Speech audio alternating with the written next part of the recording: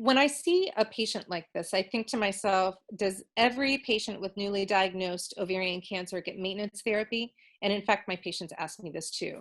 Should I get maintenance therapy? And if so, what kind? I kind of break that up into germline and somatic mutations. So if the patient is BRCA positive or HRD positive, then I'm going to treat that patient with a PARP inhibitor afterwards every time.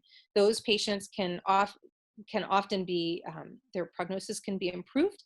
And some of those patients we think can be cured with a PARP inhibitor as maintenance therapy.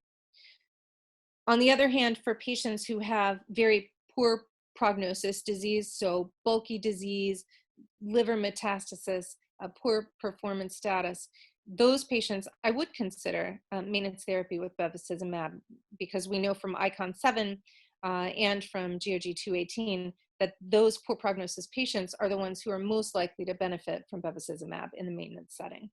So one question that people sometimes ask or that we talk about is, do options for our later lines of therapy influence how we treat patients upfront? And I would say largely no. I think that if a patient has a BRCA related mutation, then really they should get a PARP inhibitor upfront. Um, and to me, I think that we need to administer that treatment for patients upfront and give them the best chance of getting into either a sustained remission or potentially cure.